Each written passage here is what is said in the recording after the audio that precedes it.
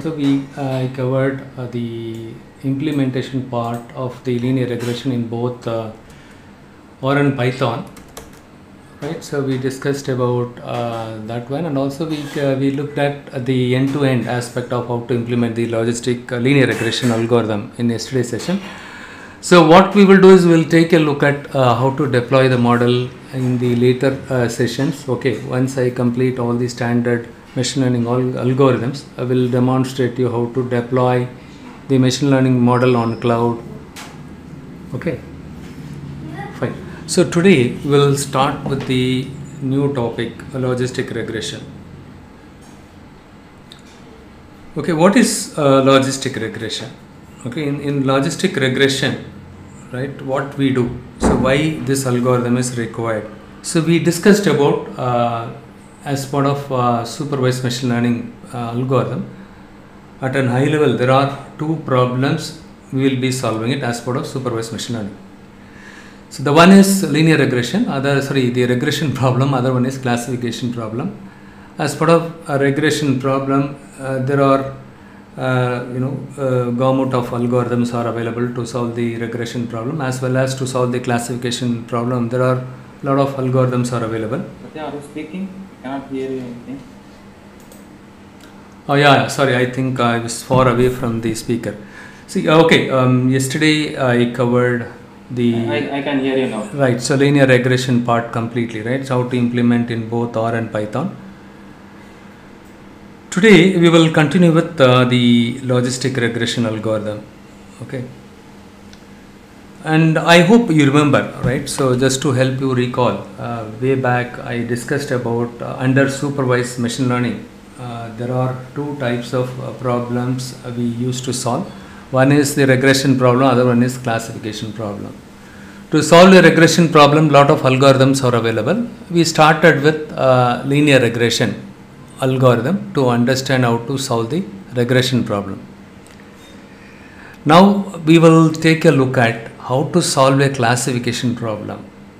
To solve the classification problem, a lot of algorithms are available, like in the case of regression problem, we have something like logistic regression, decision tree. Within decision tree itself, we have something called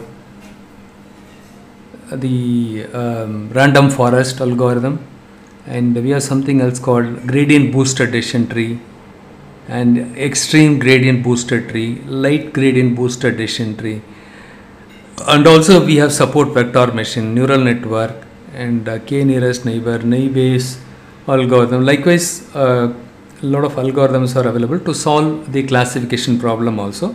Usually what we do is we start with the logistic regression algorithm. We start with the logistic regression algorithm to solve the classification problem.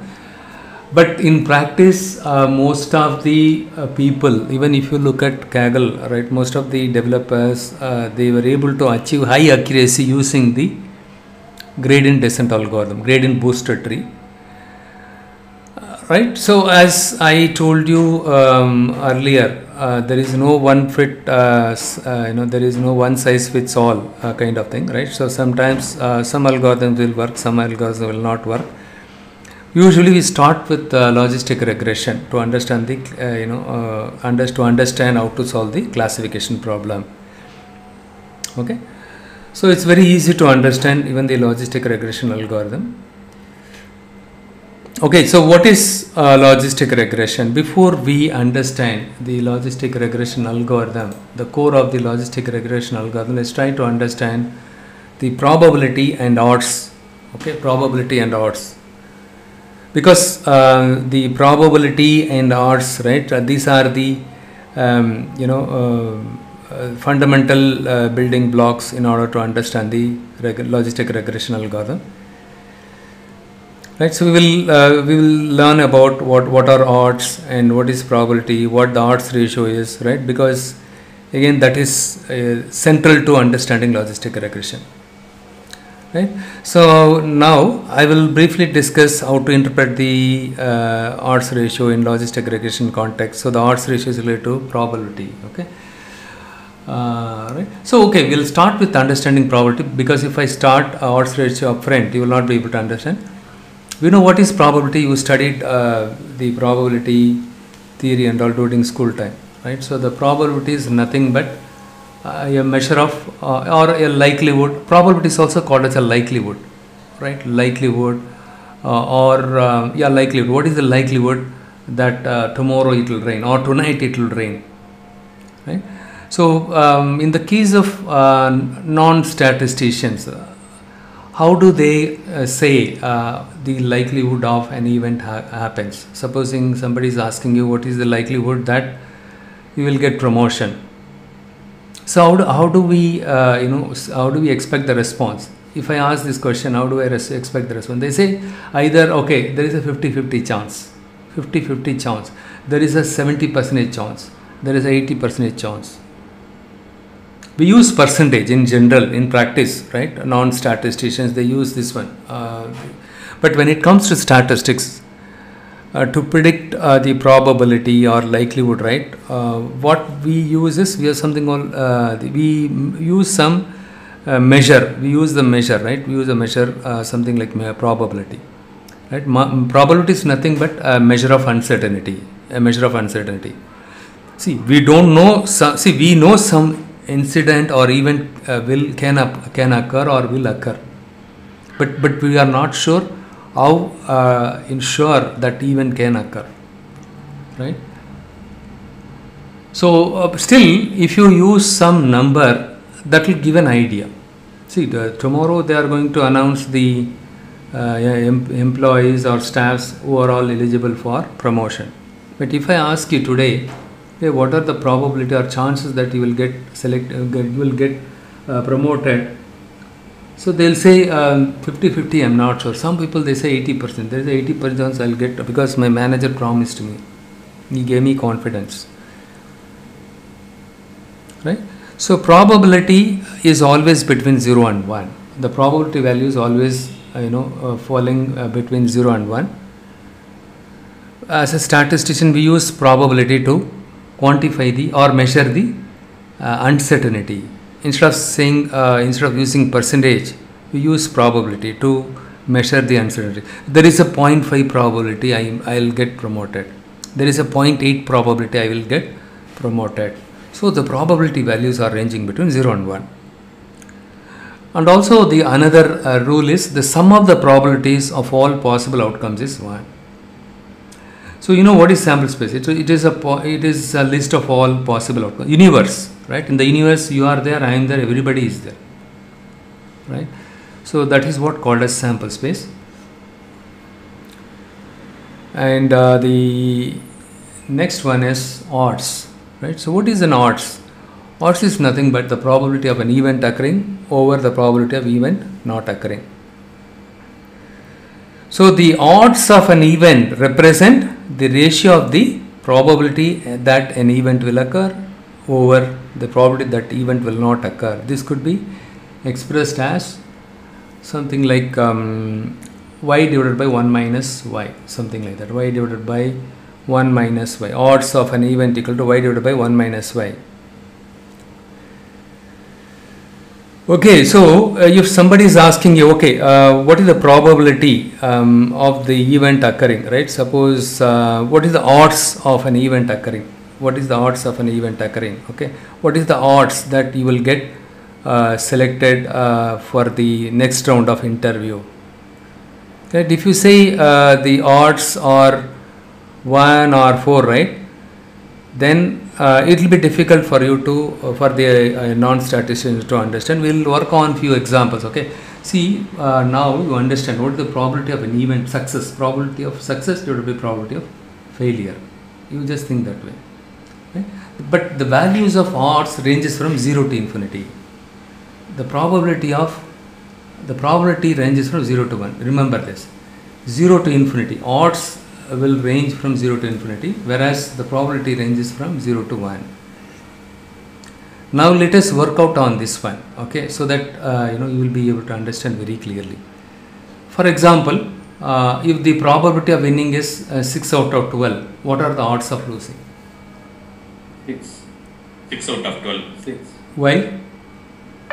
Because it's already happened 6 and odds is not, it may happen, it may not happen, right? So Yeah, in the 12 denominator, minus 6 is 6. yeah, in the denominator we have 12, right? 12.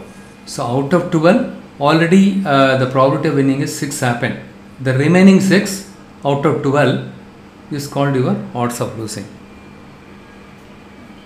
Right? Odds of losing. If the odds of winning are 13:2, see the probability of winning is given, and with that you are able to tell the odds.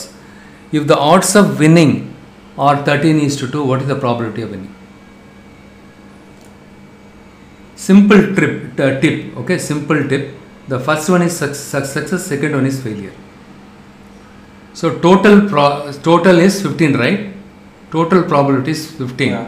right? So the sample space is 15, right? The denominator 15. See, first of all, this is the one, right? The probability. What is the equation probability? Total number of possible outcomes in the denominator.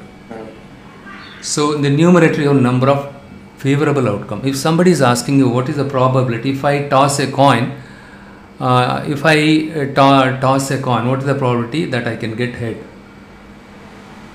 Or if I rephrase it, if I toss a coin once, what is the probability that I can get head?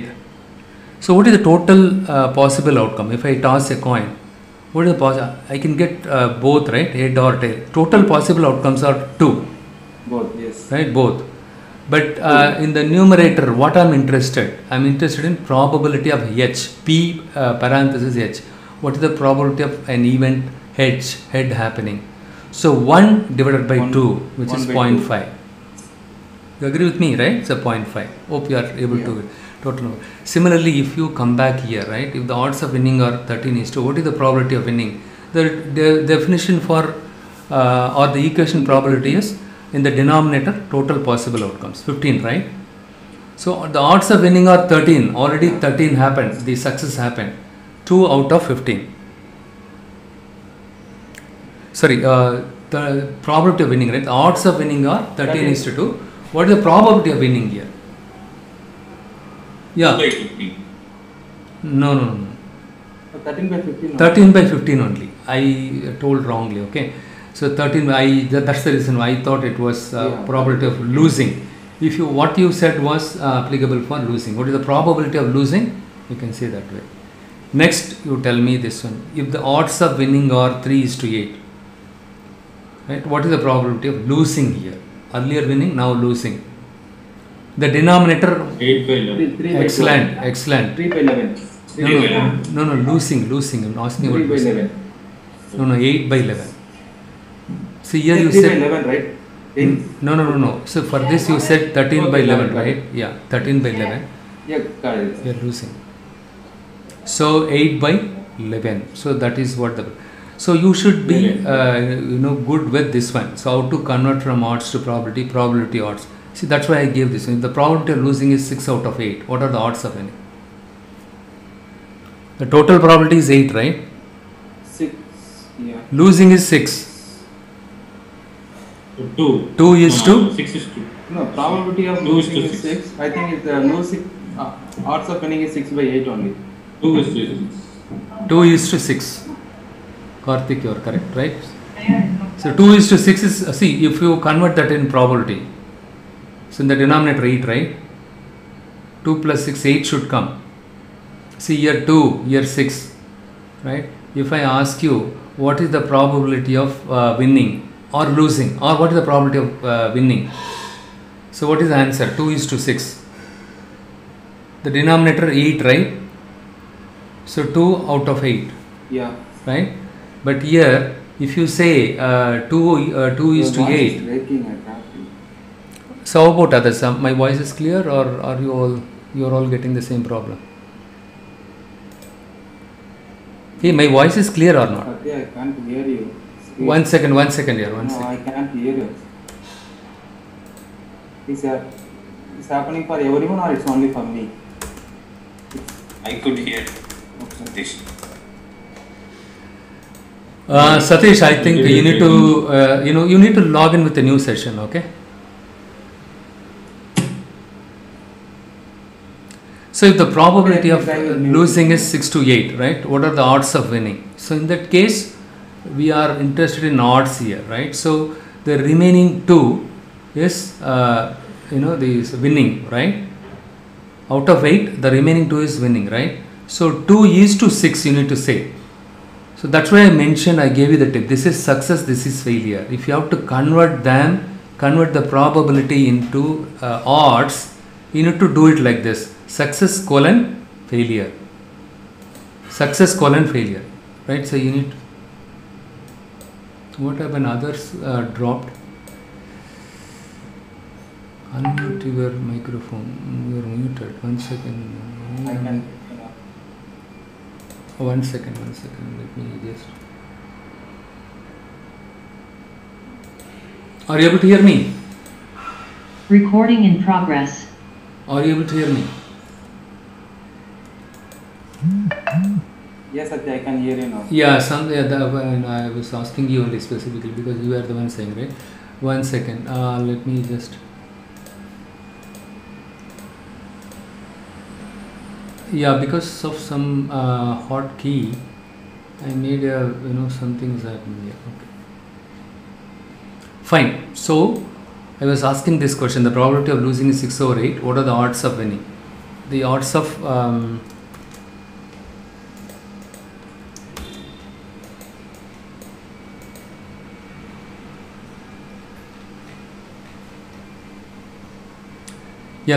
what are the odds of winning? So losing is 6, right, in the numerator. The remaining 2 are winning. So 2 is to 6. So that's why I told you it's a very simple trick. The first one is the success winning, second one is the failure. So here the failure losing is 6. 6 should come here, and the odds of winning 2 should come here. 2 is to 6. That's how we need to say. That's how we can convert the probability to odds. So okay, next we will jump into understanding the intuition of logistic regression algorithm. See, earlier in the last session, we have been discussing and building linear regression model. So now we will, in this session, what we'll do is we'll see, as part of the linear regression, we estimated or we predicted the target outcome variable, which is of numeric or continuous outcome variable, isn't it? As part of linear regression, we are trying to solve the regression problem. So the important objective was how to estimate, right? The important objective was estimating the target outcome variable, which is of numeric variable. Which one we estimated in the previous session? I did not give much example because I don't want you to get confused. Okay, which one we predicted in the last session as part of linear regression? Housing price, right? Hello, am I audible? Yeah, housing price, right? Yes. We predicted the housing price. Yes. Housing price a numeric variable or categorical variable? It's a numerical variable, Numeric. right? Yes. That's a numeric variable, right? But in the case of logistic regression, we solve the classification problem. What do you mean by classification problem? Instead of predicting the target numerical outcome variable, we predict the target variable which is of categorical. Okay, categorical.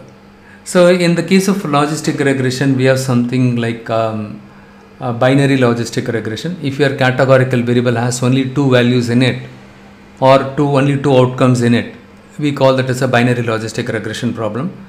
If you have more than 2 classes, we call it a multi-class classification problem. If your target variable is kind of ordinal variable, right, or nominal. So nominal, let's say you have a nominal type of variable. If that has only 2 outcomes in it, then we call that as a binary outcome variable.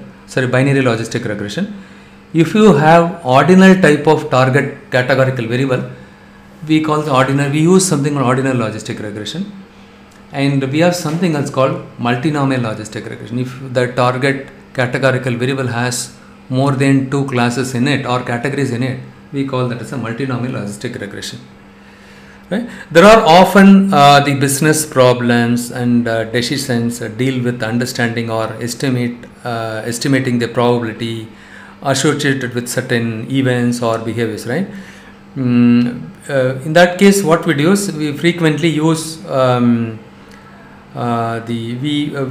we do is we tend to estimate or predict the target what do you say, labeled target label. We predict the target label, right? We say yes or no, something like whether the customer is going to if I pay the loan, will the customer make the payment or not. My model has to predict either yes or no. That's all. If I give loan application, if I feed a loan application to my model, it should predict and say, hey, yes or no. Yes means this customer is eligible for loan. You go ahead and approve the loan, right? So, for example, the loan is one of the most important products. Right, so one of the most important products of the banking. The two most crucial questions in the lending industry is, what are the two most critical questions for the lending industry before offering the loan? Right, which questions they'll ask?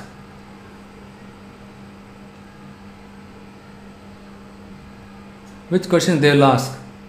How risky is the borrower? Right, before. These are the two critical questions that has to be answered before they approve the loan.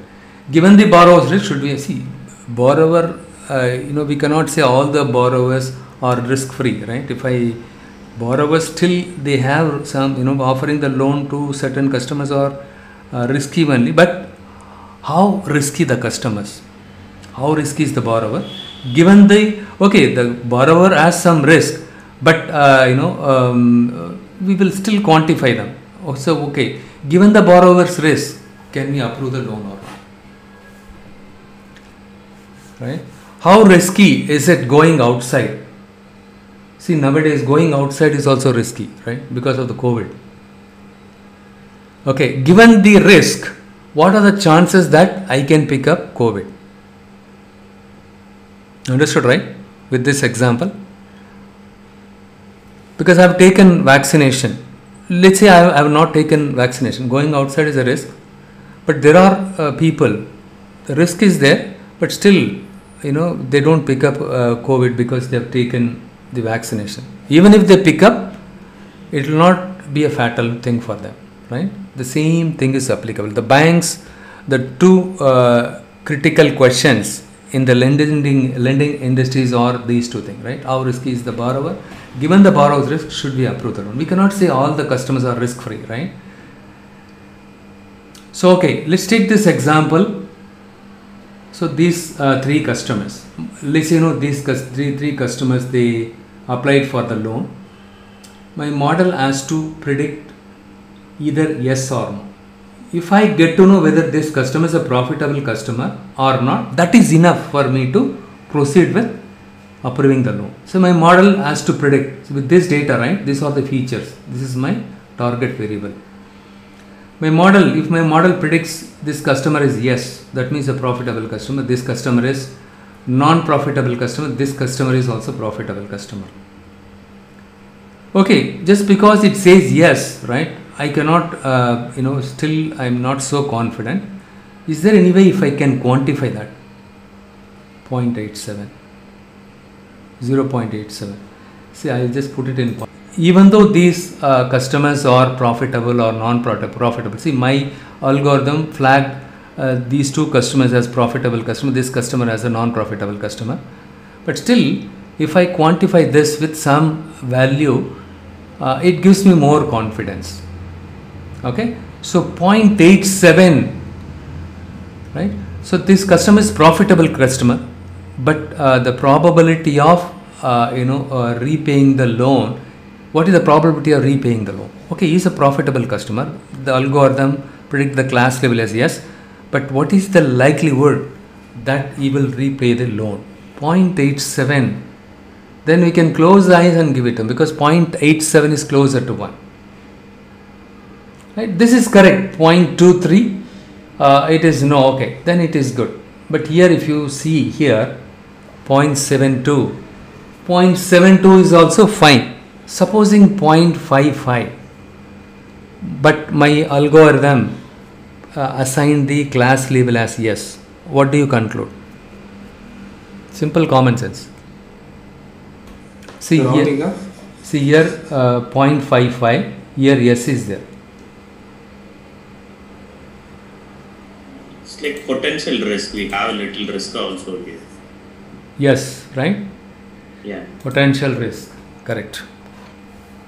So not necessarily if my model assigns or flag the label as yes here, for example 0.55 for other customer, but my model predicted the probability yes, right, but the probability is 0.55. Now you understood the importance of assigning the probability along with the class label. You all agree with me or not? Prakash, Karthik, Yes. right? Yes, sir. Yeah, fine.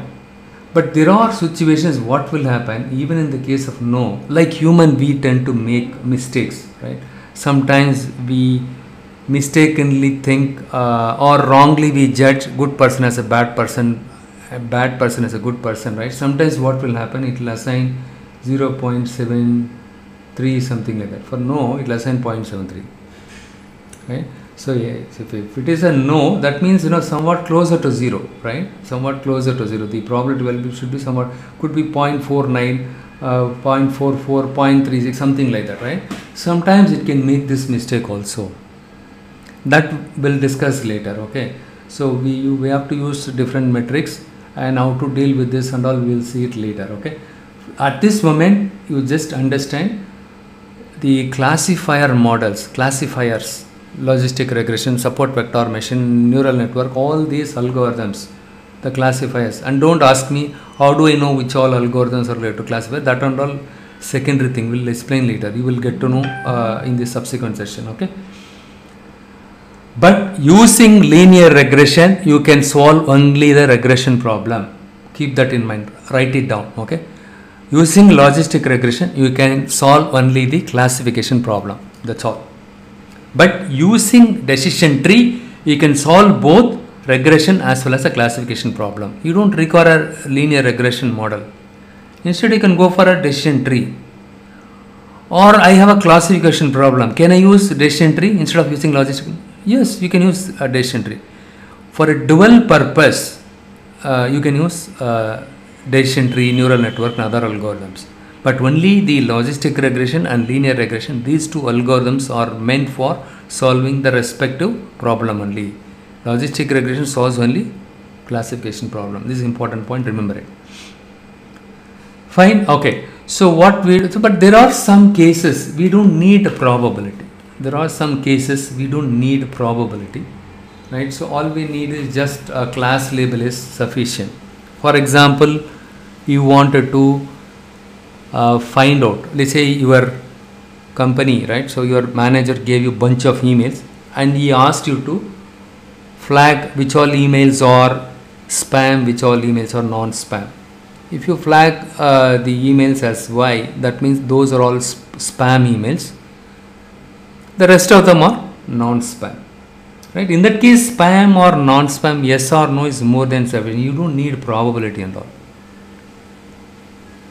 Because in this case, you are going to make a serious decision, right? Whether you want to, approve the loan or not. See, there are situations, they will say, right, because of the stringent RBI policies and regulations, we have to offer the loan for only those customers, those probabilities are 0.80 and above only, right?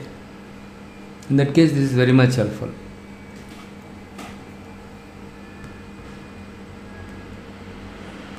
Okay. So bank cannot blindly approve, right? So this guy, I know this guy can approve, I know this guy knows. You cannot go by your intuition, right? There is no magic formula is available. What we do is instead we already trained our classifier, like how we train our linear regression model. Here also the same thing. We use historical data to train the classifiers, and we apply the trained classifier on the unseen data like this. Okay. So logistic regression used when the dependent variable is categorical. This is what I told you earlier, right? So logistic regression used when the dependent variable. What is the dependent variable? Profitable. This is the dependent variable or target variable.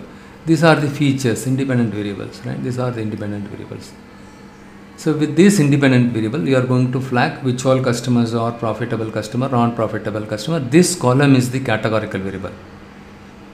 So in the case of classifier, the logistic regression algorithm, what we do is we estimate the probability that event will occur as a function of other variables. What is the probability that this event will occur as a function of other variables, right? That is where we estimate the probability. We assign the class label. We can assign the class label as well as we can estimate the probability for each event, right? But the other difference between linear regression and logistic regression is, right, instead of building a predictive model for y directly, in the case of linear regression, we predicted the target variable directly, housing price we directly predicted or estimated. But when it comes to classification, especially in the case of logistic regression, we model the log odds ratio. We are estimating the log odds ratio. See, if you look at the right hand side of this equation, it is same as my linear regression. But if you look at the left hand side, the linear regression we had only y, but here natural log, ln stands for natural log of probability of an event occurs divided by probability of an event not occurs. So I could have mentioned probability of y. Probability of y equal to 1. What is 1 or 0? 1 is success, 0 is, see, instead of saying yes, right, I can say 1. So this is 0, this is 1. We are interested in profitable customer. Probability of y equal to 1 divided by 1 minus probability of y equal to 1. Right? So this is, so in binary logic, the responsible is, in the case of binary logistic regression, there are three types of logistic regression, right? One is binary logistic regression. As I told you, the target categorical variable only will have two classes in it. Customer will churn or not churn, and multinomial regression, right? You will have more than two categories will be there, right? More nominal categories, such as predicting the type of wine. Ordinal logistic, your target variable has three or more ordinal categories, such as, right, product rating from 1 to 5. It has order in it, right? So there are three types. But most of the cases, 90% of the cases, will be solving only binary logistic regression only. But in some cases, we will be solving the multinomial logistic regression also. And when can I use logistic regression? So it is a simple common sense. As I told you, if your business problem dictates you to predict the categorical variable, target variable is a categorical variable, then you can use logistic regression. It could be like predict the probability consumers will buy branded, non-branded products. Probability an applicant defaults on a loan or not. Predict the churn probability. What is churn? Churn means walking out of my business. Will a customer is going to stay with me or is he not going to stay with me? Right? So that means, he is not going, in this case this is 1. That means we are interested in identifying or estimate the probability of the customers, those of them are going to leave my business. Why should I say 1 in this case? Because I don't want to lose my customers, potential customers. They are the pillars for our business, because they spend a lot of money. They are the potential customers. We don't want to lose them. In this use case, 1 is the success. I wanted to, my objective here in this case, I wanted to predict the churners. Churners means though attritus, right? Those people are going to walk out of my business. Proactively I want to predict. So in this case, the success is 1, right? The event. Which event I want to predict? I want to predict the customers more likely to leave my business. Right? That event, to capturing those customers, or that event is a success for me. Any of those customers are not walking out of a business, I don't have to worry about them. Right? Okay. So the next one is probability of patient successful response to treatment. Right? If I give this medications, what is the probability that this customer will recover in the shorter period of time? Will a customer subscribe a term deposit or not? So these are the use cases.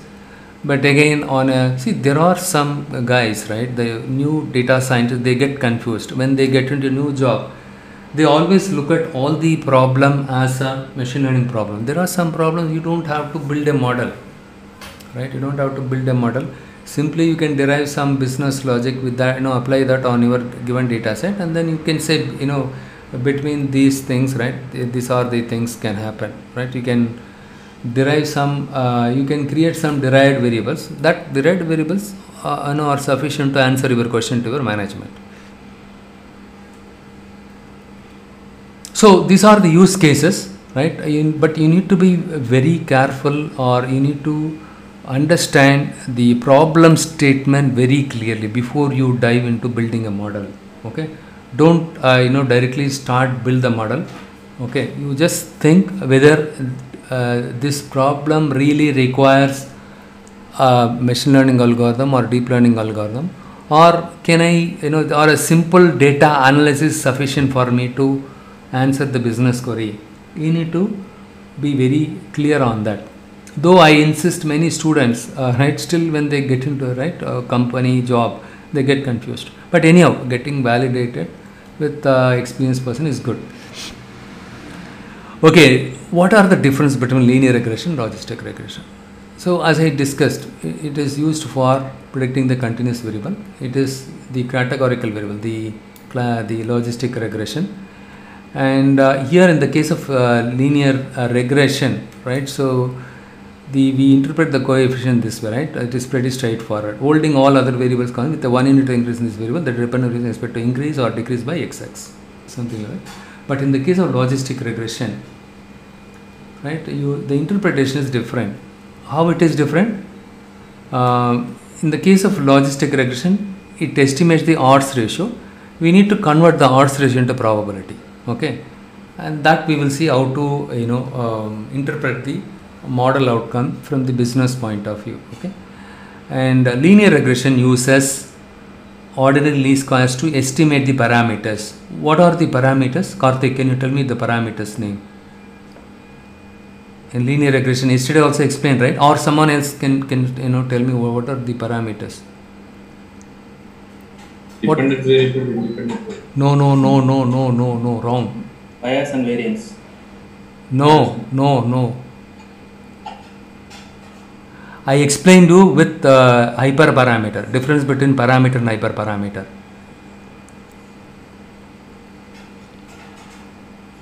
K fold. The K, will that be the value for the K? Who will be giving it? We are, right? We are the ones specifying it, yes. Right? So how many number of folds are required to perform cross validation, right? So the parameters is also called as coefficients. See, don't forget, the coefficients are nothing but beta naught and beta 1, intercept and slope. Right? For beta naught and beta 1, right? Parameters are nothing but the coefficient values. Okay, the coefficient values are estimated by the model itself. We don't have to estimate that. What was computed and what was estimated by the model was called your parameters.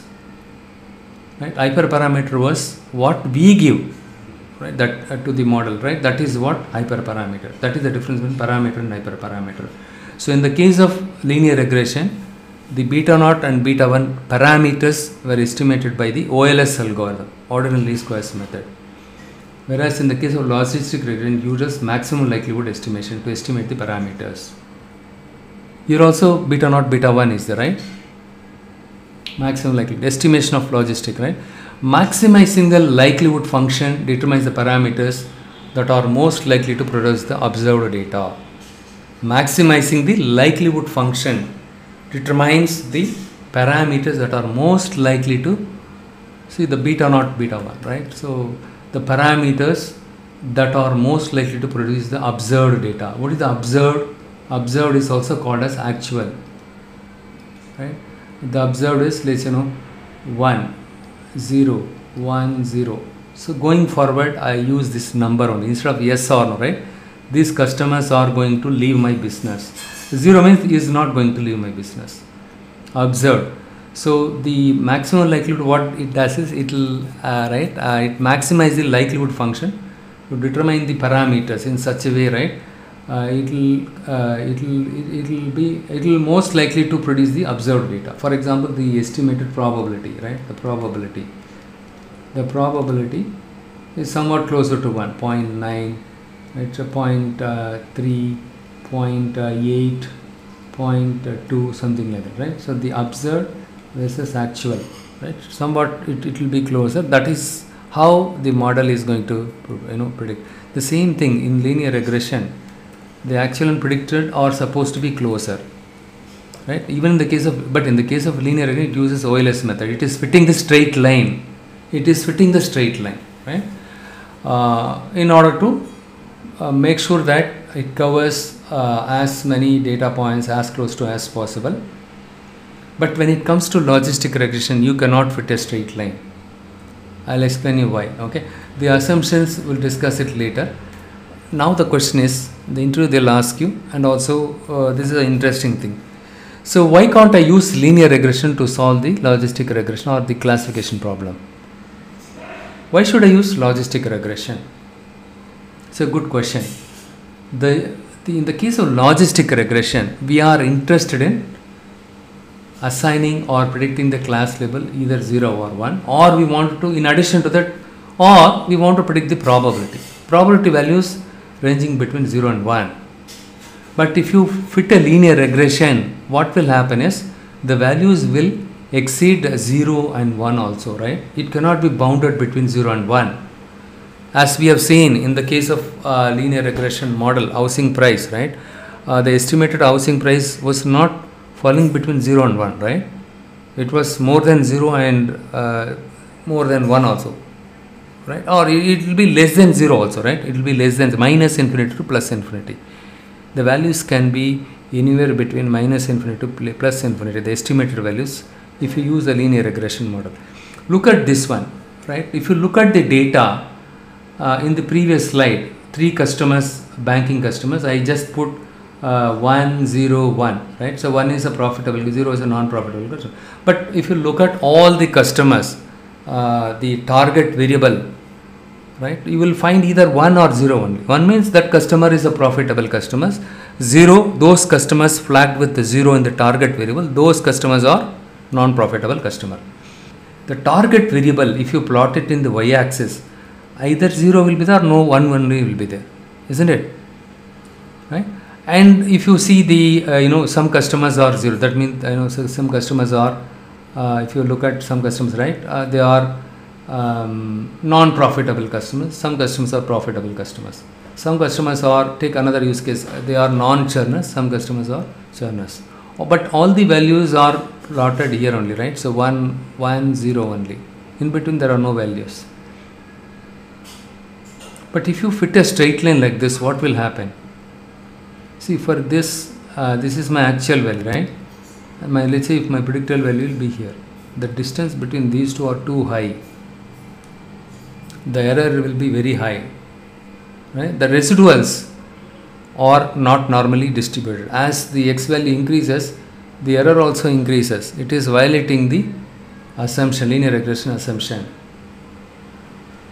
Ideally, see, the whole objective is, in the case of linear regression, right, if all the predicted values and actual values somewhat closer to this one, then if you fit a straight line, it is fine. Or strictly speaking, this is my predicted values. If the actual values and predicted values somewhat overlaps, and if the line goes, it's a best fit line, right? So similarly, in this case, what happens is all the actual values are here, the predicted values are here. But these values are closer, but as you go up, right, as the values of x increases, the distance also increases, the error increases, right? But whereas if I draw a line here, let's say this is my line, best fit line, okay, all the predicted values and actual values are somewhat overlapping, right? Similarly here, right, you cannot do it exactly like this, okay, you can do it like this, and if you connect these two things, you will get S curve. They'll ask you in the interview, okay, so what is S curve? S curve is the best fit line for the logistic regression algorithm. The straight line is not, that is the best fit line for the linear regression model, because if you look at this, right, the predicted values are here, okay, these values are somewhat closer to this one compared to this one, and this line is also very closer to this one, and if you connect to these two things, right, it will be S curve. So those customers have 4 kids, you know, they are not defaulting and not defaulting. Those customers have 6, 5, 6, 7, 8, right? More the kids a family has, the chances that, you know, they are defaulting is very high. This is another example. So will your customer purchase? For example, let us take this example. In a specific city, a mobile manufacturer launched a marketing campaign and they have drawn a random sample of 1,500. With this set of data, they want to understand what drives their customer to purchase. If you know the secret sauce of this, right, we can focus on that to convert more leads. So we have a target column called purchase. So this one is nothing but right, whether the customer is going to purchase or not, right? So in the past, this customer purchased, yes, this is the historical data, yes, this customer did not buy. So but what is age, right? Age is an independent variable. Let us see if age has any influence on the likelihood of purchase. See in this, okay, this customer purchased, but which feature was more helpful, right? Which feature was actually influencing the customer to purchase? Either the age, supposing you are selling power station, right? Power station, most of the people, right, the age group between teenagers and even 20 to 25, right, they still play games using power thing, right, power station. So what they do is they will power station, okay, the certain items, the sales of the certain items are you know, influenced based on the age group also, age group and gender also, right, age group and gender. And the other thing, gender has any influence. Let's see if income has any. Obviously income also matters, right? Supposing I am using so that is the data set. We know very well this is my, what is this, beta naught, this is beta 1, intercept and slope. Here also the intercept and slope is there, error is there, okay. This is the target, you know, I want to predict. What is the probability the customer is going to predict? Sorry, what is the purchase? What is the probability that customer is going to purchase? Or assign the class label, yes or no, okay. Or we can do both also. Let's say you fitted a logistic regression model or linear regression model, okay. Let's say you fitted a linear regression model, minus 1.87 is the value for the model estimated. You don't have to compute this one, this value is given, this value is also pre-computed. Just plug in these values, that's all. You will get the estimated value or the class label, right? So, okay, this can also be interpreted as what increase the likelihood of purchasing or purchase equal to 1. What is the probability that customer is going to purchase? Equal to 1 means this is what we are interested, right? So we simply denote this as a P. Probability of purchase equal to 1 is equal to in the left hand side. So every additional year of age increases, the probability of purchasing increase by a 1 unit increase in this one, right? Age, 1 unit increase in age, the probability of purchasing also increases. Plus is there.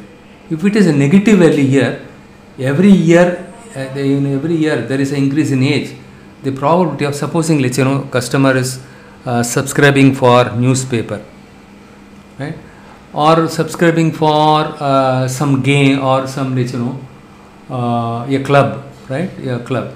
So in the club, all the activities are, you can, swimming pool, everything is there. What's the probability a customer is going to subscribe with the club or renew with our club? As the age goes high, the probability of subscribing to the club is also less, right? The older people, younger people also less likelihood to go to the club. because younger people, they are busy making money, they'll be working hard in the office, right, most of the time. Okay, and the older people also, right, because of the health problem, they cannot go to club, right. So as the every 1 unit increase in the age, the probability of purchasing or renewing the license or renewing the subscription is 7.6. This is how we need to interpret this. Okay, fine. The next one is coming back to the linear regression versus logistic regression. Right? So let's say if I plug in a value for age is 32 here, what value am I going to get? Simply, I did not do anything, nothing. Even 10th standard student can understand this, right? So we have the intercept, we have the slope, age, right? What age of customers are going to. Basically, we want to understand, which column has an influence on the customer to make a purchase. If I see this, if I plug in 32-year-old person here, right? The probability that a 32-year-old customer purchases 0.56. If I plug in 48-year-old guy, I get this value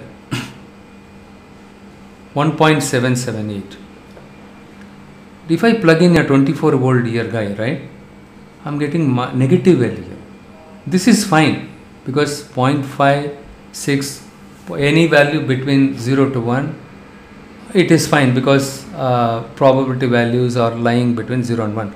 But if my equation estimate the probability something which is less than 0, more than 1, then it is against the rule, because my probability value has to be the value of the probability should be lies between 0 and 1. But in this case, what happened? The probability is negative. Probability cannot be negative. Probability cannot be more than 1, right?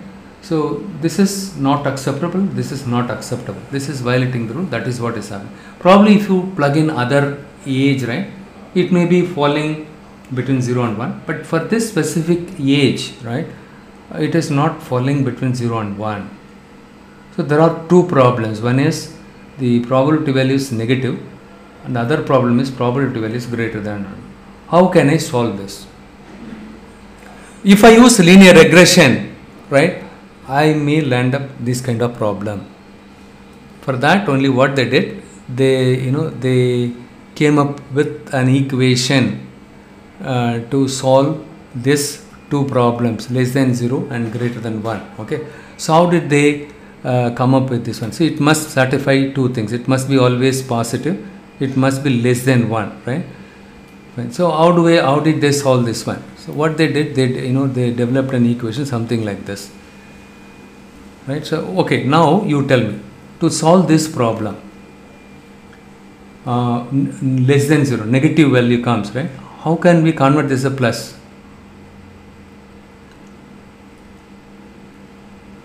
My probability value should not be less than 0. How can I convert that as a positive value? Square it. Any other option? Any other option? The absolute, right? If you take the absolute is this one, right? We use this notation. Yesterday also I told you, absolute, mean absolute error. When I explained that, right, you put this line, right? So in mathematics, in calculator also you can find it. Abs of some value, negative value, right? 0.2, it will become plus. It will simply remove the negative value. That's all. We can use abs, or we can square the value so that minus. But what they did, instead of doing these two things, they used exp, exponential function. What this does is, even if you have negative value, it will convert this. What the exponential does is, even if the value is negative, right, it will convert the negative value into positive value, and also it makes sure that the value is falling anywhere between 0 and 1. It transforms the negative value to a positive value, and also it makes sure that the transformed positive value is falling anywhere between 0 and 1. So what they did, right, so exp, or they put exp on the right side, right, this now these two, right, the entire equation of the right side, became a function of exp. If you use exp, the negative, so now they addressed any probability value predicted as less than 0, right? Address this with this one, so it will convert that as a positive value. Fine. So this issue, problem 1 solved. Problem 2, what is the problem 2? What was the problem 2? I discussed, right? Greater than 1. Greater than 1, right? So look here, look at this thing, right? Visually look at. So as the age goes high, what happens? The probability of look at here, right? So it goes more than this, 48 years. When a person's age is 48, the probability of subscribing is more than some 1, right? So it should not be more than 1. So it should be bounded between 0 and 1 only, right? So that's the reason why I put this line, okay, and this line, right?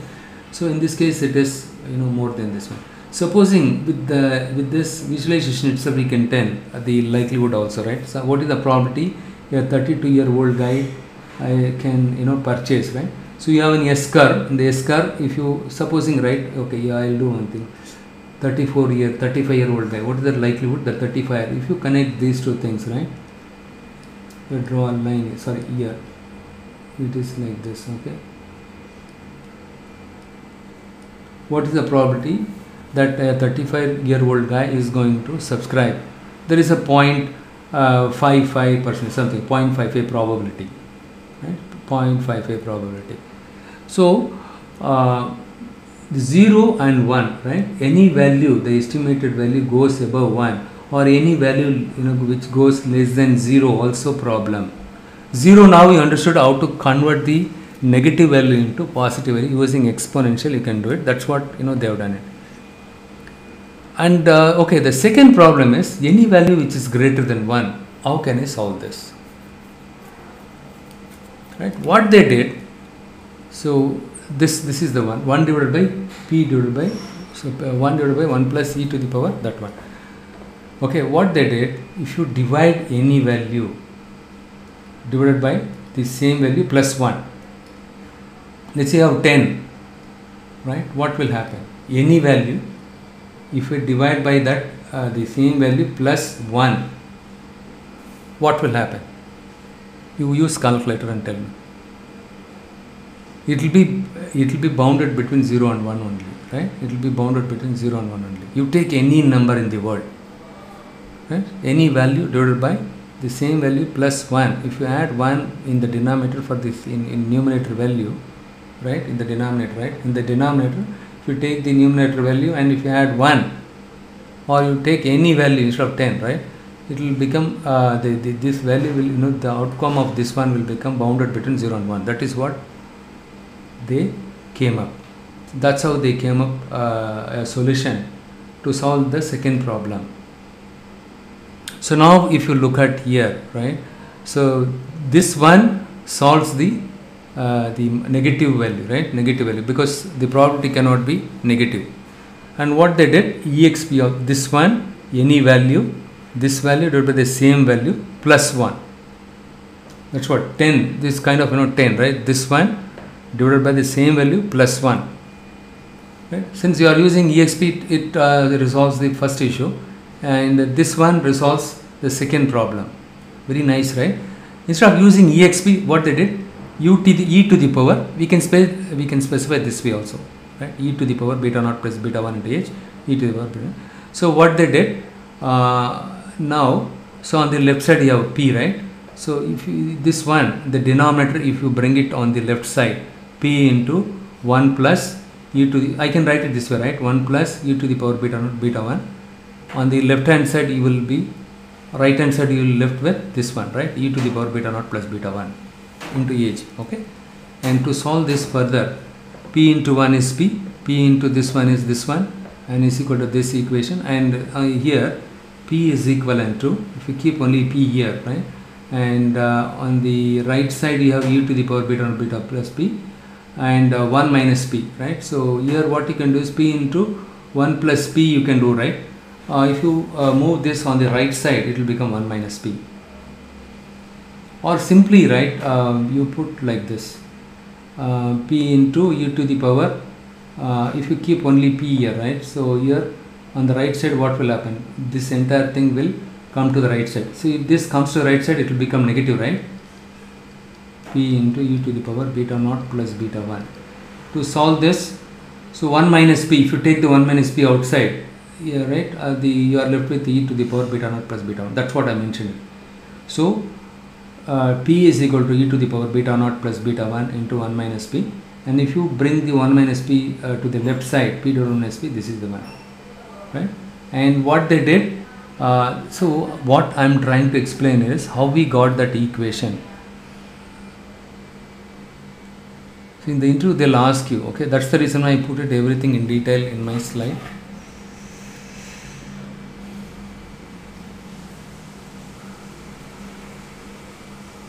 What is the equation for the logistic regression now? Natural log of p over 1 minus p. P over 1 minus p, right? This is what the equation. Natural log of p over y divided by 1 minus p is equivalent to this one. I told you the left hand side only, there is a different values there, right? Different thing is there compared to linear regression. So how to derive this one? This is how they derived it. Very simple. The derivation is also very simple. Once you arrive this, the rest of them are simple. Okay. So p into 1 is p plus p into this one, and on the right side you have this one. And but if you move this part on the right side, you will have the entire thing will get shifted here. And this one is 1 minus p, right? 1 minus p into e to the power beta naught beta plus 1, right? And the left hand side you have only p, and this 1 minus p, we will bring it on the left side, p due to 1 minus p. And to remove the e, right, you need to take the anti-log. If you take the anti-log on both sides, so natural log of p is equivalent to this e will go beta naught plus beta 1, right? So which is nothing but natural log of p over 1 minus p. So it's not this one, sorry, this is correct only. P is equivalent to correct only. So see, we solved this further. We simplified this further by bringing this down on the left hand side, right? P divided by 1 minus p is it. So now if you take the anti-log on both sides, because I want to remove the e here. So what will happen if you take the anti-log? The right side e will go away. Beta naught plus beta 1 into h. The left hand side you will have to prefix the natural log. Because since you take anti-log on both sides, the e will go away on the right side, and the left hand side the ln will remain. This is how they derived the equation. Okay. So natural log of p over 1 minus p is equal to by taking the natural log of both sides, we can write the equation in terms of log outs, which is linear function. Everything I mentioned clearly here. Okay. The coefficient b1 is the amount the log it changes with 1 unit change in x. So I mentioned very clearly, as I told you earlier, right? So here 1 is nothing but the case of interest. In the case of churn, I am interested in predicting the churners only. Okay. In the case of defaulters, I am interested in predicting. In the case of profitable customers, I am interested in predicting the profitable customer. For me, the event is 1. The area of interest or the case of interest in the case of predicting the profitable customer is 1, right? So 1. That is what 1 is the case of interest, true. LH is called log it probability of y equal to, hence it is called logistic regression, regression, and p is the probability of event. Beta naught is the intercept, and beta 1 is the slope. Actually this is beta naught, but here I did not find the symbol. Ideally it is there, but I don't have patience to search it. Okay. Log transformation as a linear relation with predictors. For instance, a unit increase in customer service call, we expect to see 10% increase in churn. Now ignore about this one. Now let us go back to the same thing, visualizations, right? Let's say this is the age of the customer and purchase something else. What is the probability the customer will purchase, right? Basically we wanted to check, does age, the feature age, has any influence in terms of purchasing the items, right? So in this case, yeah, so the best fit line is the S curve. the equation for the S curve is P is equivalent to 1 divided by 1 plus e to the power minus 2. The simplified form of is this one. P is equal to 1 divided by 1 plus. In the case of linear regression, this is the equation. For the straight line, this is the regression line. That is, so in that case, this is the equation. But whereas the S curve, this is the equation. P divided by P is equal to, and let's say if P is equal to f of z, where f of z is equivalent to, instead of P, right, f of z is equal to 1 divided by 1 plus e to the power minus z. This is the one is called your sigmoid function. So this is the one I will be using it when I explain the neural network algorithm. This is very important. Okay, the sigmoid function is derived from the logistic regression only. Right? So 1 divided by 1 to the power 1 plus e to the power minus this one. Okay, sigmoid function, also called as logistic function, gives an S-shaped curve. I told you S-shaped curve. The sigmoid function, this gives us the S-shaped curve. It can take any real number and map it into a value between 0 and 1. Next, you need to remember probability. We know very well probability values are bounded between 0 and 1, and as I told you, odds, right, odds will bounded between 0 to infinity. If you take the natural log on this p over n1, it can take any values between minus infinity to plus infinity. Because in this equation, if you look at here, you cannot expect the slope and intercept and slope, or the age, right? Right, for any age, you cannot expect the predicted probability is always bounded between 0 and 1, isn't it? 0 and 1. So the values can be anywhere between minus infinity to plus infinity, right? Still, your equation should take any value between minus infinity to plus infinity and then transform to the values between 0 and 1. For that purpose, we will have to use this equation. But within this equation, we know probability value takes only the values 0 and 1. Whereas the odds p over 1 minus the probability of success divided by probability of failure, right? So can take values of 0 to infinity only. The interview, they'll ask you, why do you need to take the log of this one? Because when I take the log of the odds, right, it can take the values anywhere between minus infinity to plus infinity. Only if my equation takes any value between minus infinity to plus infinity, I'll be able to convert, even if I get the estimated probability values less than negative or more than 1, still I can transform them in between 0 and 1. So the next question is, okay, my linear regression model predict or estimate the values in terms of odds ratio. How can I convert the odds ratio into log odds ratio? How can I convert the log odds ratio to odds ratio? All you need to just take exponentiation. If you take the exponential of odds ratio, right? Sorry, if you take the log odds, if you take the exponential of log odds, it will become odds ratio. And how do I convert the odds ratio to probability? Because most of them are convenient with probability only, right? So odds ratio divided by 1 plus odds ratio will give you the probability. Okay, it will be difficult to digest everything in one go. You just watch my video one more time, okay, about this, okay, so that you will understand clearly if you watch it one more time. Very simple. I explained it to the point. Yes, sure. So the next step is, let's say I fitted a model, logistic regression model. How do I evaluate the model performance? What are the metrics? Like in the case of linear regression, we have used, what is that we have used? Adjusted R squared, RMSE, or MAPE percentage, right? Or mean absolute error. It's all two not much difference, right? So those metrics, oddly few 2 or 3 metrics are enough to evaluate the model performance. But when it comes to classification, right, the metrics to evaluate the classifier performance, we'll be using different metrics. We have something called confusion matrix. We use confusion matrix. We have something called ROC, AUC. Okay, this is called receiver operating characteristic. Don't worry.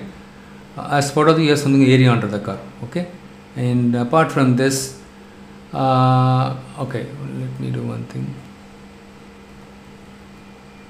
Yeah, so these are related to the logistic regression.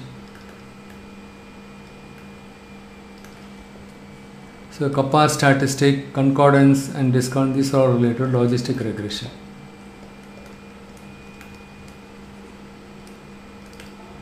So see, all these things are related to logistic regression only, but the confusion matrix and ROC, this is applicable to all the classification related algorithm. That's the reason why machine learning algorithm is very simple.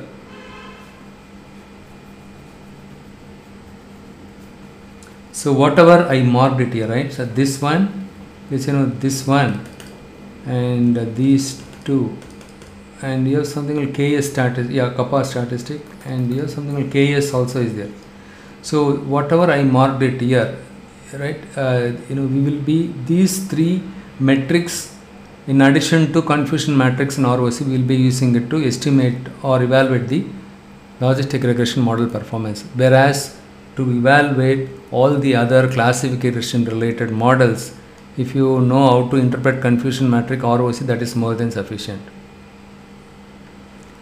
What is confusion matrix? This is the one, and most of the batches I found, right? I found a bit challenge in terms of making the students to understand it. But though I explain it, right, they found it difficult in terms of understanding this one. Okay, what is confusion matrix? We'll take a look at this one. For example, let's say you wanted to assign a target variable. Let's say your target is a categorical, binary categorical. You need to say either good or bad. Let's take your customer is a good customer or bad customer. You remember, how many of you remember type 1 error and type 2 error in hypothesis testing? Same thing here. If your hypothesis test concludes a good person as a bad person, and if your model rejects the true null hypothesis, if your hypothesis test reject the true null hypothesis, is called your type 1 error. They fail to reject the false. If your test is not rejecting the false null hypothesis, right? Rejecting the wrong thing, rejecting the true null hypothesis, rejecting the true null hypothesis, not rejecting the false null hypothesis is a problem, right? The same thing, if you apply it here, the same thing you'll be able to understand. For example, as I told you, the classifiers like logistic regression, decision tree, neural network, right? Like human, even these algorithms can make mistakes. It can wrongly classify certain instances. Like it can make some misclassification. Instead of correctly assign the predicted label as good, it might tend to assign bad, and vice versa. After you train your model, right, after you make the prediction, right, now you need to check how many number of instances were incorrectly predicted as incorrectly predicted as false positive, incorrectly predicted false negative. This one is very critical, right? Ideally, this diagonal, right, if this one is higher the value, then this two will have obviously very less value. The objective of fitting any classification model is these two values should be very less. Let us apply some example. For example, good customer in this case, right? If my model correctly predicted the good customer, so this is the predicted year, this is the actual year. Okay, actually as per the records, right, as per the records, the customer is good, but my model also correctly predicted, let's 1,000 customers as good customers. Right, it's something like if you say correctly, right, the good person as a good person, that is good. If you say someone good, if the guy is actually good, then you are telling the fact, right? There is nothing wrong there. So let's say in this case my model correctly predicted 1,000 customers as good customers. Actually they are good only. But here my model predicted 20 customers as predicted. You need to look at vertically and horizontally. 20 customers my model predicted bad, but whereas what is the actual reality? They are good only. Actually they are good, by my model misclassified 20 customers as a bad customer. This is also a problem. Take for example in the case of cancer. I don't take COVID. Okay, take for COVID also we can take, right? We can take COVID example. So my COVID also not much, okay, we'll take cancer here. Let's say cancer example. Instead of good, right? Cancer, no cancer. 1,000 customers, 1,000 patients, my model correctly predicted they are non-cancer. They are good, healthy people. But 20 customers, my model wrongly predicted they have cancer, whereas they are actually healthy people. What will happen? What is the impact here? Sarnath, Prakash, Karthik, you tell me what is going to happen. நல்லா இருக்கிற போய் உனக்கு cancer இருக்குன்னா என்ன பண்ணுவான் அவன்?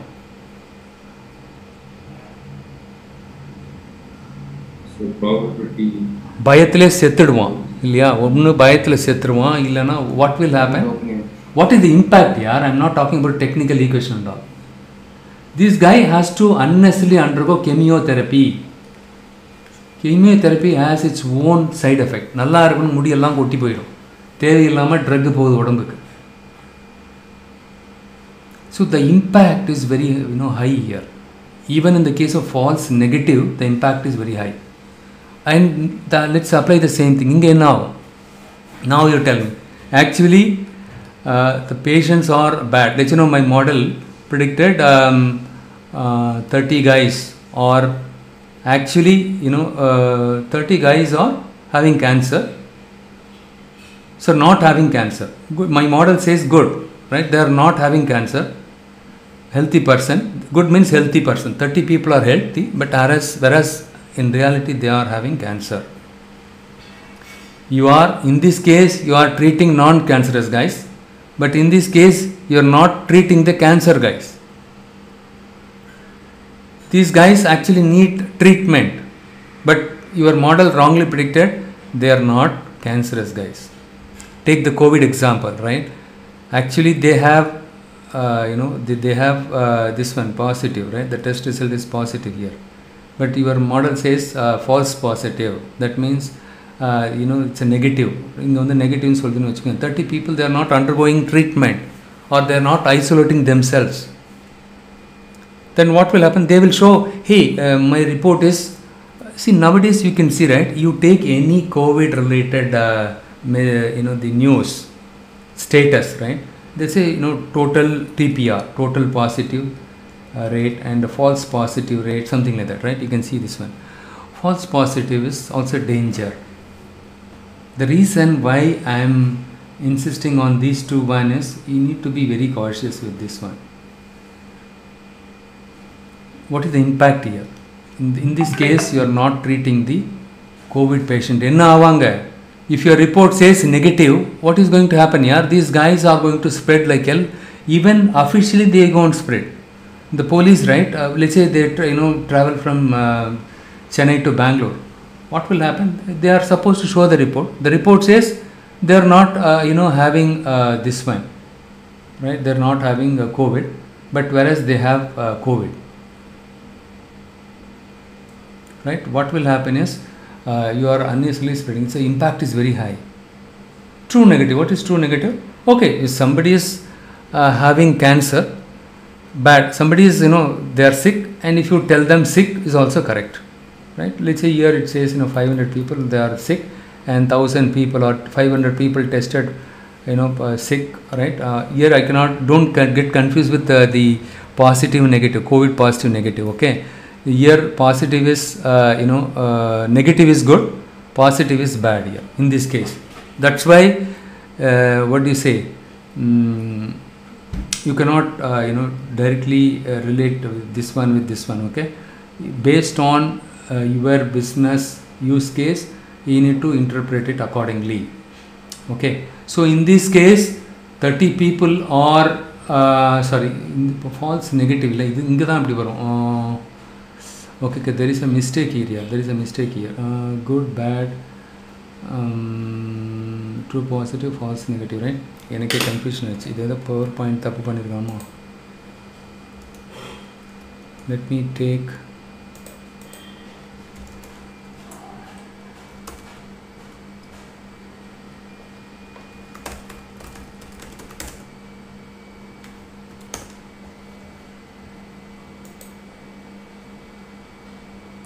false positive.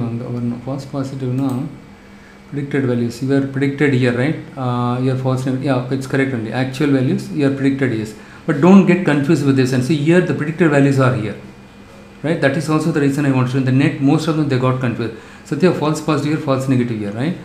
But here, in my case, I put the actual values here, right? Actual values here. Actual or observed ellame onnu dhaan, right? And then here the positive is good and negative is bad. Okay, and here true, this is true positive, and here you have false positive, false negative, and true negative. It is correct only. Okay, fine. So now the question is, see, these two are problem, right? The whole objective is this one. These two values are supposed to be less as possible, right? Ideally if you have 0 it will be good, but you cannot get 0 in reality. Okay, real time scenario you cannot get exactly 0. Even though you put lot of effort in terms of fine tuning your model, you cannot get 0 in both. Okay, but try to minimize these two values. But there are some business cases, if you minimize the false negative, if you minimize this one, right, that is more than sufficient. You don't have to spend too much of effort on this one. For example,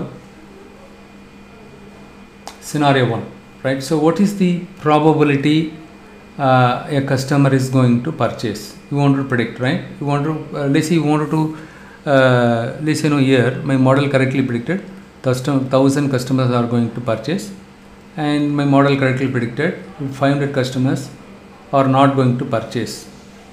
Okay, and here false negative is like something like 20, and here let's 30 is there, right? So these customers, good is they are good customers, potential customers, they are going to buy, right? My model predicted 20 customers as a bad customers. Actually they are good customers. What will happen in this case?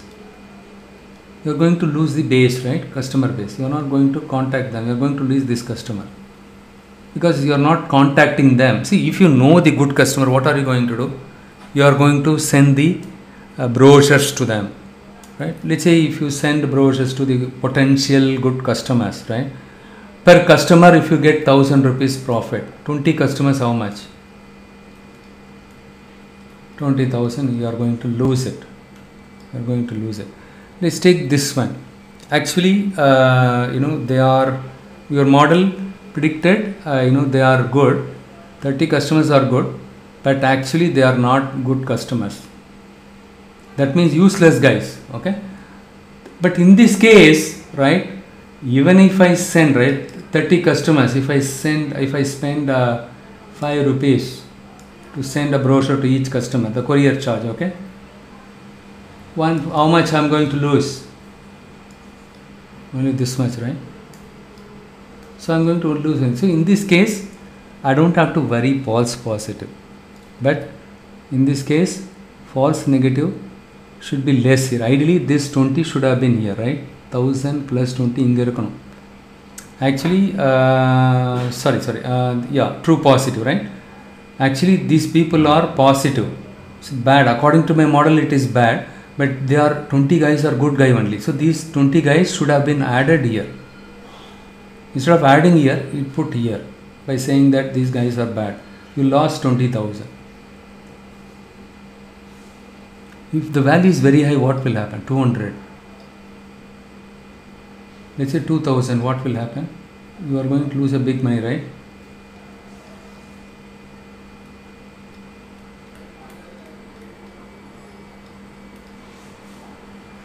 This is the impact.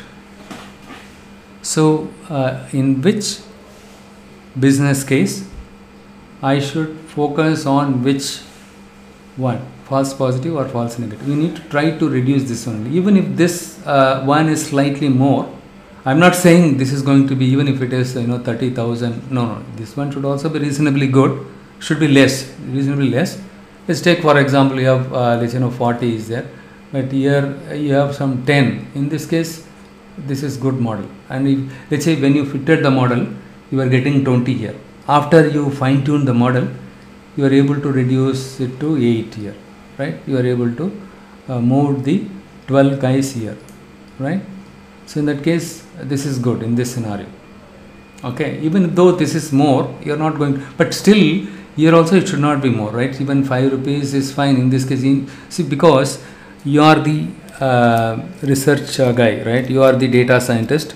So Prakash, am I audible to you all? First of all, Prakash also sent a message. Just now I saw his message. My voice is breaking. Yeah, we can do it. It's not breaking, right? Oh, okay. That's an old message. Okay, fine. So, okay, right? So, make sure that you are the one has to decide. I gave you the clue. I gave you the tip. What scenario you need to focus on reducing the false negative. Tell me an example when the false positive is supposed to be less, when it can be little more, even if it is slightly more like this, right? When it should be less. Loan, let's take a loan, right? Defaulters. Default, you want to predict the defaulters. Your model says, right, the good customer as a bad customer. Actually, even though you don't follow these 20 guys, they are good guys only. They are making the payment on time. You don't have any impact here, right? But whereas here, let's take for example, in this case, 40 customers. My model wrongly predicted them as good, whereas they are actually bad. What will happen? What will happen? See, my model wrongly predicted good here. The 40 people. கெட்டவனை நல்லவன் சொல்கிறான், 40 பேர் வந்து நல்லவன் சொல்கிறான். அது கரெக்டா? Actually அவங்க வந்து ஓகே, ஆக்சுவலி அவங்க வந்து கெட்டவன் தான், கெட்டவனை வந்து நல்லவன் சொல்கிறோம். If you say 40 people, if your model says 40 people wrongly good, whereas they are in reality they are bad guys. If you give the loan to 40 guys, what will happen? Actually, these defaulter. Yeah, your bank will soon become bankrupt. We lose money. Yeah, bankrupt it will become. Take for example, even if one value is there, right? So that's why I told you the false positive when it comes to bank in this kind of use case is very sensitive. Even if this one shows one bad guy as a good guy, like our parent, Kingfisher owner, Malaya, right? And even if you wrongly understood a bad person as a good person, sorry, I am not the right person to say he's a bad person. In fact, I appreciate him still. Okay, right? So, but when it comes to business, even if you give a big loan to one person, you are gone. So, and that is the reason why you need to analyze thoroughly, and you need to understand the sensitivity of these values. See, in this case, very, very sensitive. If we only one person, only one person is false positive, whereas this person applied for a big loan, right? 1 crore he applied for the loan, right? He wants to buy 20 aircrafts. Actually, his company is sinking. In that case, what will happen? You are gone. End of the day, just because you gave loan to one person, mistakenly, you will have to shut down the bank. You cannot recover. So the sensitivity you know very well, because you are the one working with the. See, if you send me the data and data is fine. You send the your script, but how will I know the domain, right? Because you know the domain. Based on your domain, you decide the sensitivity, everything, right? But the whole objective is these two values are supposed to be less. See, even in this case, right? Take the bank example, right? Here the approval, you are going to lose the if the value is like 300 customers, right? If your model wrongly says 300 customers are bad customers, whereas they are actually good. So who knows, these 300 customers may be a good, they may make the payment on time. They may be eligible for higher loan amounts also. The higher the loan amount, if you give, higher the interest rate also you can charge from them. See, that's the reason why you need to, that's where the business domain knowledge is very, very important. But in this case, let's say you already you got 30, the value is 30 and 30 customers, even if you don't approve the loan, let it be, because if you take Citibank, they have 25 million customer base, right? And again, if the, let's 1 million customers, they have applied for the loan. And if you lose only 30 customers out of 1 million, you can ignore it. But here, what will happen? Actually, they are, in the case of defaulting, right? In the case of defaulting, if the number of values are more, and if you approve the loan for the, the insolvent, right? The bankrupt guy, right? You are gone. Bank will also become bankrupt. But at least in this case, you can ignore this one, right? Even if the false negative is slightly a little more, fine. You can ignore this simply. You focus only on this one to reduce this value. Any trick to reduce this value, we will have to, do some kind of fine tuning. We will see it in the next weekend session. Okay. But in the case of cancer, both of them are a problem, right? Both of them are a problem. You are treating a healthy person is also a problem. Unless he has to undergo chemotherapy. But if you don't treat the cancer person also, will die soon. Right? At least COVID, COVID also risky here, right? But in this case, false negative. Actually, they are positive. The report says, negative, right? Actually, they are positive. But, okay, okay. I don't want to take the blood report thing. Okay, you'll get confused, right? So, in the case of COVID, let's the good means he is a healthy person, but my model predicted he is not healthy, right? That means he has to take the. But for COVID, there are no medicines, right? Now only the Favipiravir and all coming into picture. Fine. He has to take the tablet unnecessarily, but again, that is not going to cause any major health problem for him. But in the case of cancer, right, that is the reason. In the case of spam and non-spam kind of email, right, spam and non-spam email, what will happen? Actually, that is a non-spam email, good email, but your model predicted 1000 email as spam. What will happen? The 1000 emails will go to the spam folder. All the legitimate emails goes to a spam folder. Right? What will happen? You are gone. Some important approval, you might be awaiting an important approval from government or some company. They would have given you just 2 days time.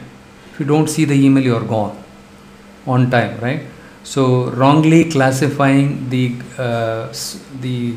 ham email, the legitimate email as spam email, it can go to the spam folder. Whereas here, the spam emails will be there in your inbox, right? Instead of going to the spam folder, it is there, but still it is okay.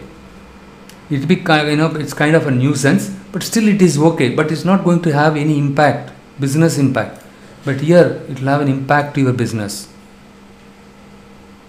If you think, right, okay, I was awaiting the approval from the government. I applied for a tender, right? I responded to a tender. And if you assume that it will take another 10 to 15 days time to get approval or to award it to us, But as soon as they award it to us, we need to respond it, let's say in a day or two. If you don't respond it, that contract will go to somebody else. So these are the examples for this one. And here, what is the time now? Okay, we have some more time.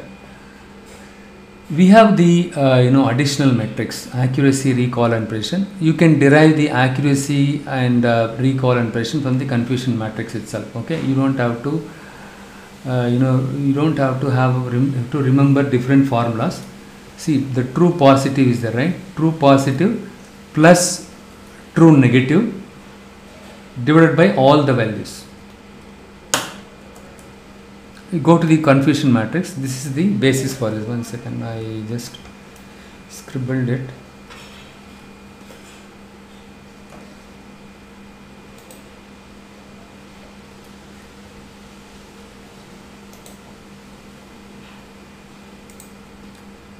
True positive plus true negative divided by all. This is plus, okay? Don't think it is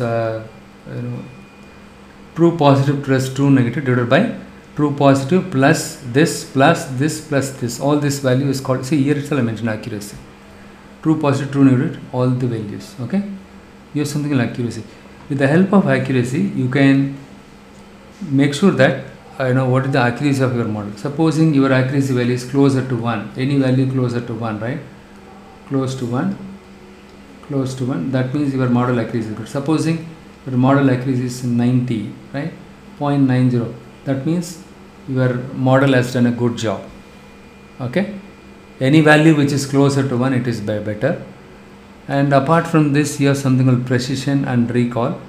Precision is something like this, okay? True positive by true positive, false positive, and recall is true positive plus false negative. What I will do is I will explain this in the subsequent session, because it will take another 30 minutes or so. But if I don't cover it everything in one session, there will be disconnect. Okay, so hence I will do the accuracy. You understood, very easy to remember. The precision and recall, right? You need to use it in the case of the false positive cost is very high. In that case you need to use precision. As I told you, right? In the case of defaulter, let's say my model classified the defaulter as a good customer, then that is a serious issue, right? So that is a false positive. If the false positive cost is very, what do you mean by false positive? The value is very high here, as I told you, right? If the in this quadrant,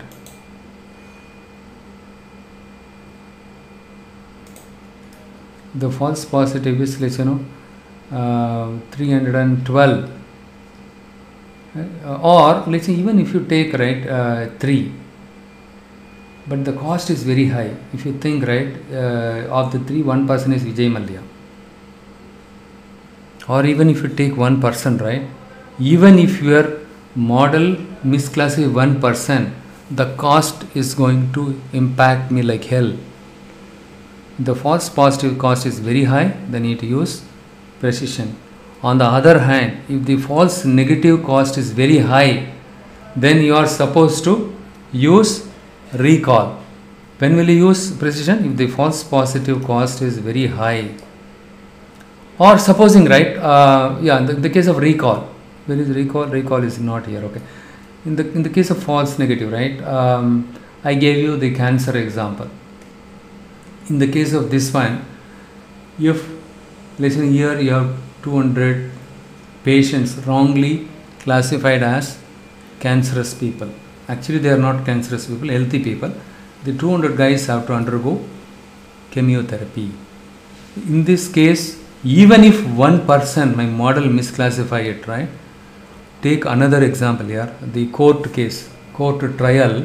If the judge gives the judgment, the culprit as non-culprit. See, he has done he has to give the judgment for a criminal guy. Okay, there is a criminal case filed against a guy, right? Actually, he is not a criminal. He did not commit any murder. But my model wrongly predicted he committed murder. What will happen? Even if one value, if it misclassifies, right? We cannot afford, because the human life is invaluable, right? You cannot hang if you give wrongly based on my model's predicted value. If you give a judgment saying that hang him, you're gone. That is what cost. It's not more value here, okay? The cost is very important. Impact. So here also the impact. So in that case, the false here it should not be 1, or it can be. So let's say forget about the court case, right? Some cases you can afford 2 or 3, or let's 23 or 13 based on the number of records. Less than 10, if it is okay, fine. But even if you think, right, the cost is very high, then you need to define the cutoff. Press a recall, right? I cost is false negative. So in that case, you need to use a recall. Accuracy. Now the question is, Satya, precision is there, recall is there, accuracy is there. Why 3 metrics? Can't I use only 1 metrics accuracy? Accuracy is not always helpful. Accuracy is the one. This is the metric we use it to evaluate the model performance. I told you any value closer to 1. If the accuracy value is closer to 1, that means your model is doing good job. Right? Somewhat closer. Okay. But that doesn't mean, let's say if my model accuracy is 0.90, it is good because it is closer to 1. But it is not always acceptable. In some cases, even though my model accuracy is 0.90, we cannot literally go by the accuracy. Why? There is something called imbalanced data set. Imbalanced data set. If you have the data set which is completely imbalanced, then what will happen is your model will be biased. When you use this equation, right? This equation is biased. It will show the higher value. Though it shows 0.90, it is not accurate. I will explain you with some examples peacefully in the next weekend, because I discuss so many things, right? If I can talk, but you should be able to digest. Okay. So with this, I am going to stop now, and I want you to revisit everything. What I will do is, the assignment is there, right? The linear regression, I will send it in to your WhatsApp itself. Okay. You start work on that with the data set. Everything is there in my